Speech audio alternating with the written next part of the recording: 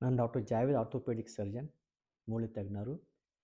ಈ ಕ್ರಿಸ್ಮಸ್ ಸಮಯದಲ್ಲಿ ಮುಸ್ಲಿಮರು ಈಸಾ ಅಲೈಹಿಸ್ಸಲಾಂ ಅವರನ್ನು ತಿರಸ್ಕರಿಸುವುದಿಲ್ಲ. ನಾವು ಅವರನ್ನು ಪ್ರೀತಿಸುತ್ತೇವೆ, ಗೌರವಿಸುತ್ತೇವೆ, ನಂಬುತ್ತೇವೆ. ನಿಮಗೆ ಗೊತ್ತೇ, ಕುರ್ಆನ್ನಲ್ಲಿ ಈಸಾ ಅಲೈಹಿಸ್ಸಲಾಂ ಅವರ ಹೆಸರನ್ನು 25 ಬಾರಿ ಉಲ್ಲೇಖಿಸಲಾಗಿದೆ. ಅವರ ತಾಯಿ ಮರಿಯಂ ಅಲೈಹಿಸ್ಸಲಾಂ ಅವರ ಹೆಸರಿನಲ್ಲಿ ಪೂರ್ತಿ ಒಂದು ಅಧ್ಯಾಯ ಇದೆ, ಸೂರತ್ ಮರಿಯಂ. ಈಸಾ ಅಲೈಹಿಸ್ಸಲಾಂ ಅವರು ರೋಗಿಗಳಿಗೆ ಶಿಫಾ ನೀಡಿದರು, ಸತ್ತವರನ್ನು ಜೀವಂತಗೊಳಿಸಿದರು ಅಲ್ಲಾಹ್ ಅವರ ಅನುಮತಿಯಿಂದ.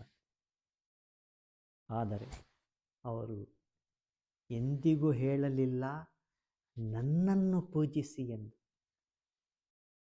ಅವರು ಸ್ಪಷ್ಟವಾಗಿ ಹೇಳಿದರು, ಅಲ್ಲಾಹ್ ನನ್ನ ದೇವರು, ನಿಮ್ಮ ದೇವರು, ಆತನನ್ನೇ ಮಾತ್ರ ಪೂಜಿಸಿ. ಕುರ್ಆನ್ ಚಾಪ್ಟರ್ 19 ವರ್ಸ್ ನಂಬರ್ 36. ಇಂದಿನ ಜಗತ್ತಿನಲ್ಲಿ 1.9 ಬಿಲಿಯನ್ ಮುಸ್ಲಿಮರು ಈಸಾ ಅಲೈಹಿಸ್ಸಲಾಂ ಅವರನ್ನು ನಂಬುತ್ತಾರೆ, ದೇವರಾಗಿ ಅಲ್ಲ, ದೇವರ ಪ್ರವಾದಿಯಾಗಿ.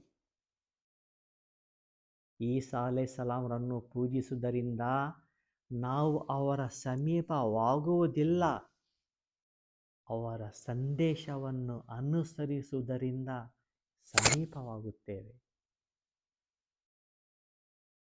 ಅದೇ ಈಸಾ, ಅದೇ ಸಂದೇಶ, ಅದೇ ಒಂದು ದೇವರು.